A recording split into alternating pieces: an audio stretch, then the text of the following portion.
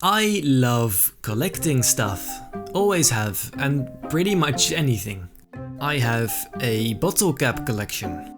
I have a soda can collection, and trust me, I used to have loads of this kinda useless stuff. But there was always an empty spot for me. Characters, and to be more specific, Star Wars characters. We all know Funkos, Lego Star Wars minifigures, sideshow collectibles, but all of these have one thing in common.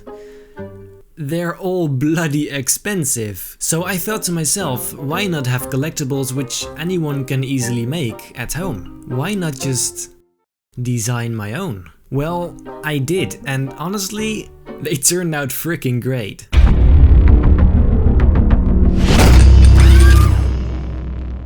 Before I could start, I needed to come up with something that was easy to make and most of all, cheap.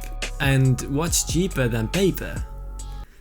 Actually a lot, but anyway, I was going to make papercraft-like figures and I had one main thing in mind. They had to be cute as hell. If you were to see them, you need to get that "aww" reaction. I needed them to be so cute that even the villains looked adorable. First of all, I had to decide which ones I was gonna make, because, well, we have 11 movies at the time of recording, and yes, that's 11, because the Clone Wars started out as a movie. And we also have TV shows like Star Wars Rebels, the Clone Wars Resistance. In short, I had a lot to choose from. But in the end, it seemed pretty straightforward, just start at the beginning. That's exactly what I did, and I decided to start way back in 1977. Wow. I actually started in the past? I was gonna make the characters from the original trilogy, and for the non-Star Wars fans, these are the original trilogy. Before I could use my creative mind, I first started trying out some paper templates, but everything I found online would be way too much work to put together if you make a lot of them. So I thought, why not just make cubes? What's more simplistic than cubes? So I used Illustrator to make the most simplistic template I could think of, and before designing anything I first printed that because I wanted to see how it looked in real life and what size it should be. After deciding it looked pretty bloody perfect, I started making my first basic character to determine what the arms and legs and head and everything should look like. After a few terrible variations I ended up with this pose. At this point I kinda started doubting if this was gonna work, but I did not give up.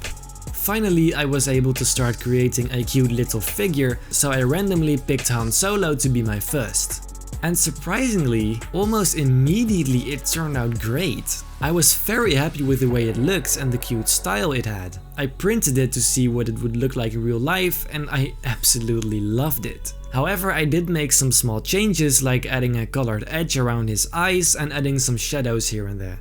Fun thing though, this was the first time I used Illustrator for something cartoonish like this. Before I only used it for logos and signs and, you know, boring stuff. So I was very happy with the look and instantly wanted to make some more. And I did. I made 10 different figures. I printed them all, cut them out, glued them together and yeah. Normal people would stop at this point, but I'm not normal at all. So I made 65 more. I made 75 figures in total, which means all of the characters from the original trilogy, or at least the characters that matter. I obviously wanted to hang them on my wall, so I was gonna stick to my small format, and honestly this kinda made them even cuter.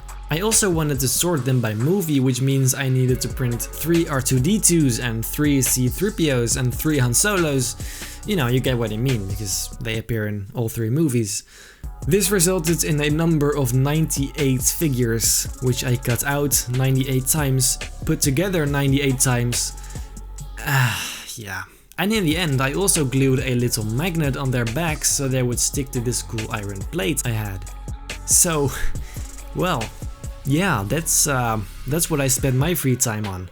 If you want to download these, in the description you will find a link to the first 10 I made.